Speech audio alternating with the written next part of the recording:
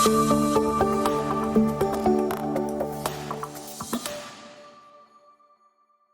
that's a really good question actually, and I get asked a lot when it comes to the performance management program or the difficult conversations program. Why is it that I'm getting you to fill out 25-minute online questionnaire to complete the checkpoint?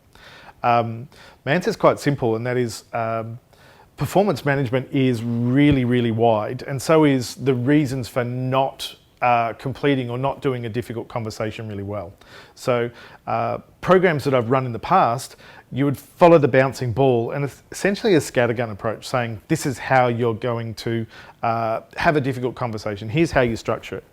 But it never actually took into account what someone was good at or what it was they struggled with. So what I get with the checkpoint is, where is someone struggling to have these difficult conversations? Is it they just don't like having the conversation, they don't speak very well? Or is it they don't reply to someone's questions, or they can't think on their feet quickly?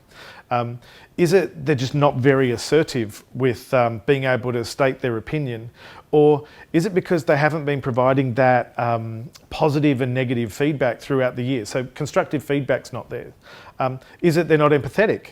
So once we actually do the checkpoint, we can find out where some of those difficulties or roadblocks are, and then actually talk to that rather than a scattergun approach.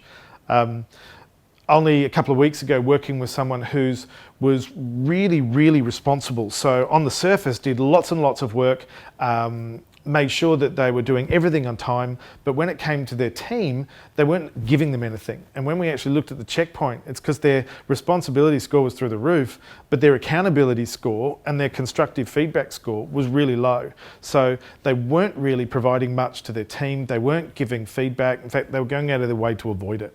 So that wasn't, I need to give them verbal communication skills or listening skills. That was, how is it we're going to engage and get you understanding your team more and being able to get past that first thought, which is, I've got to do it myself because I'm the best person to do it. So we use the checkpoint in that way to make sure that for each of you, that we've got a bit of an idea on where's your sticking point, and we'll start to tailor things to those sticking points rather than the generic scattergun approach of do it this way.